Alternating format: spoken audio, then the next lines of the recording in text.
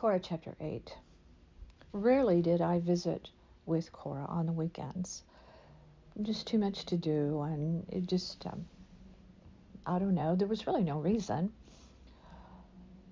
But one bright, sunny Saturday, I decided to pop in to see if she wanted to go to breakfast. I knew she wouldn't, but I wanted to go to breakfast, and I really wanted her to join me.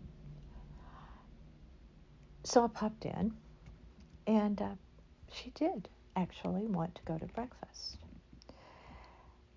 She said, but um, I have a requirement before we go.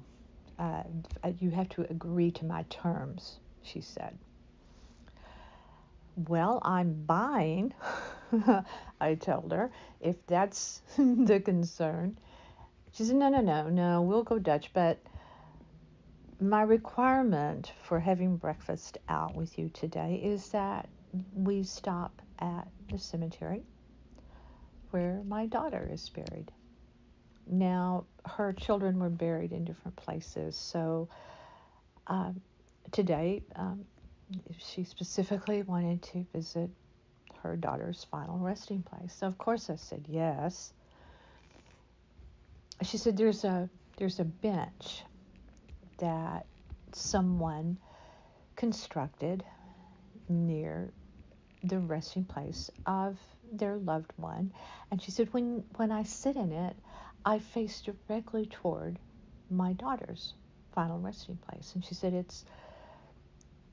it's a place I don't go to that often because it's too painful, but when I do go, I feel close to my daughter, and I spend some time crying,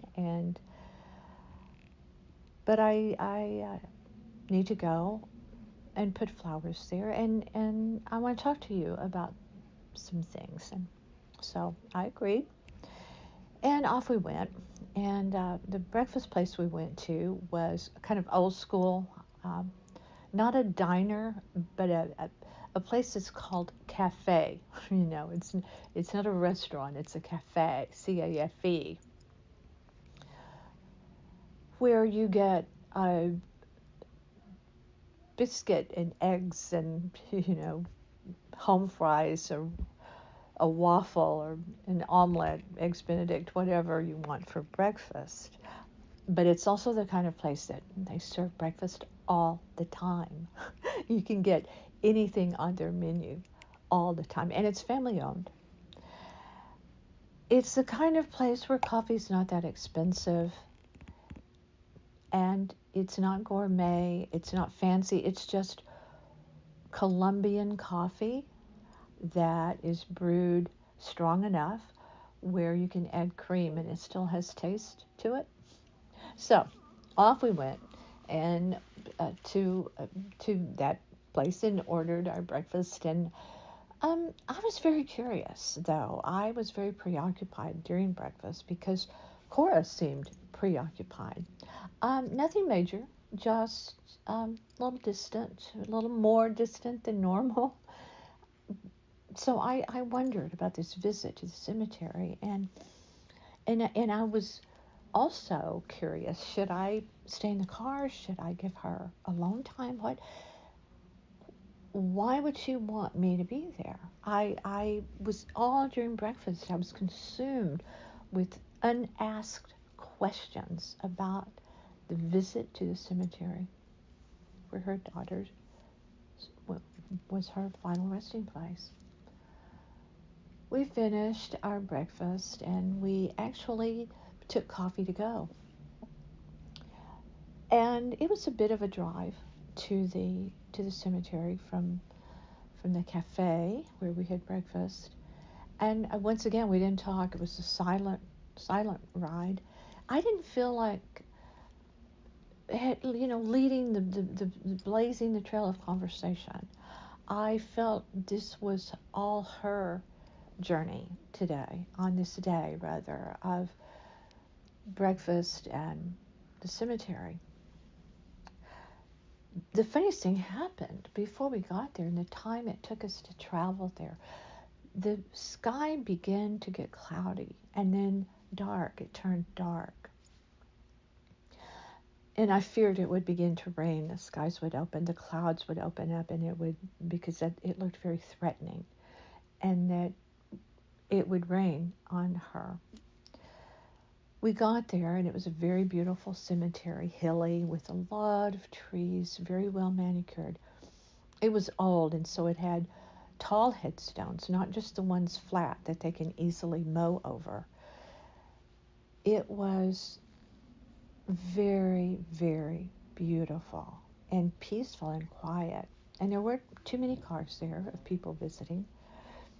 Cora had flowers. She had put them in the back seat when we got in the car to go to breakfast. And so when we got there, I remained behind the wheel. And she got out and got the flowers. And then she she closed the door to the back seat and opened the passenger door again. And I thought, I was so confused. It's like, what's happening? But she leaned in and she said, come on, come with me. And I did. I was uneasy about it. I felt awkward and strange to be there at a time when things can get emotional at cemeteries. But I did. We got to the grave, and it had one of those built-in vases, and there were dead flowers in it. And she took them out, and she put them in the bag when she removed the new flowers. I sat down on the bench that she had referenced and watched her as she carefully trimmed each flower stem so they would fit so perfectly into the vase. And then from her oversized bag, she took out a small thermos and she poured water into the vase.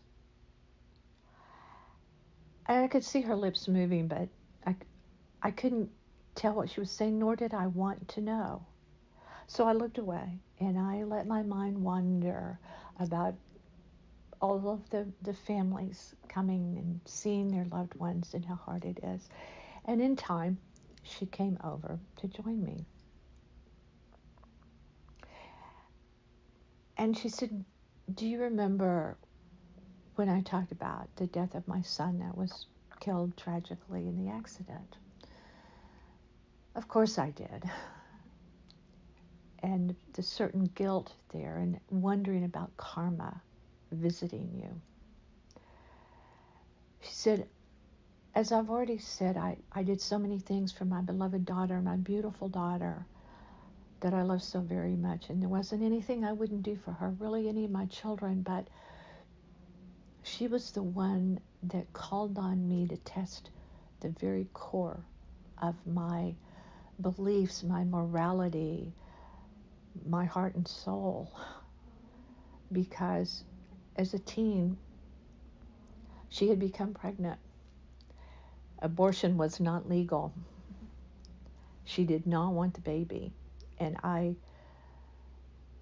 tried, Cora said, to talk her out of it, to go away if she didn't want people to know and have the baby, and we could adopt it, or she could, or say we adopted it, put it up for adoption, many other avenues.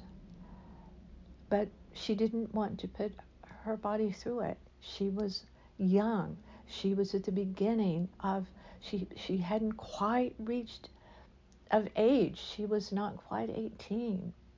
And she did not want this to happen to her. So Cora said, I searched my soul through her daughter's sobbing tears, she said.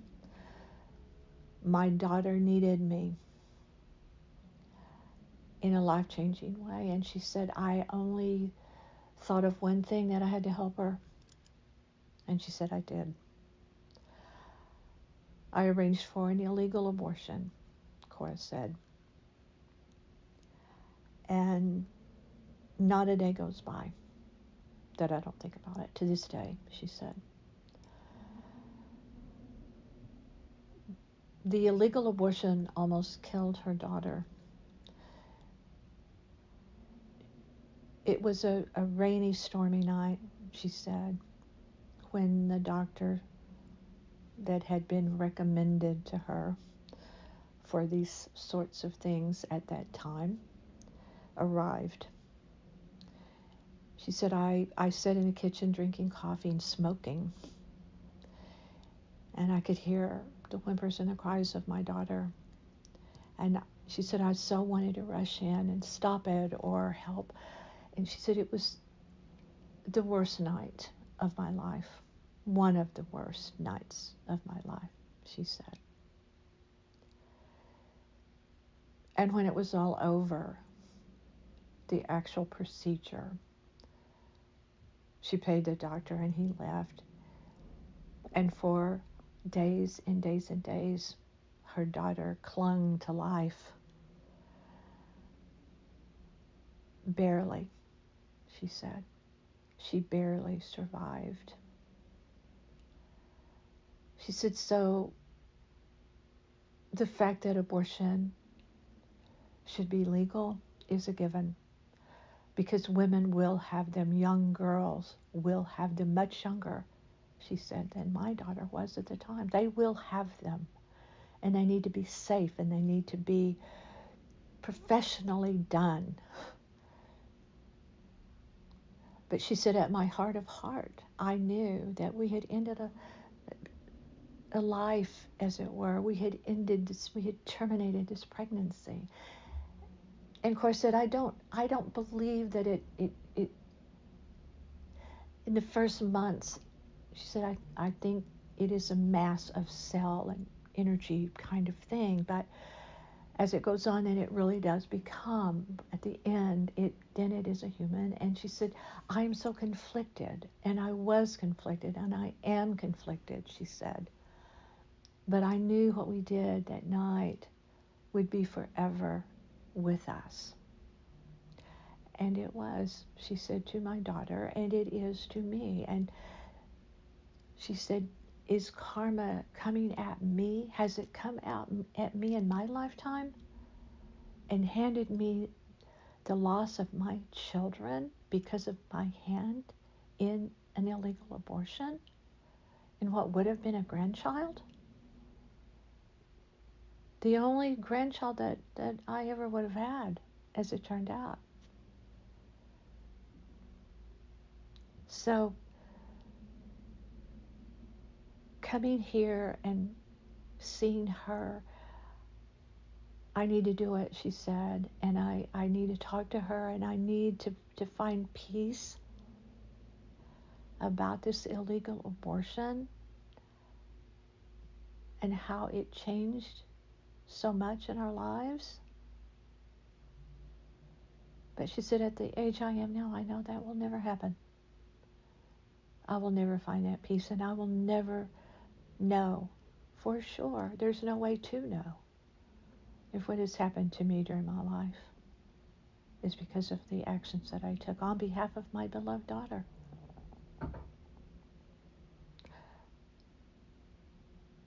She answered the question that I knew was on my face, but it was unasked. She said, would I do it again? And she paused, a very, very long pause, looked over toward the grave of her daughter, and said, yes. Yes, I would.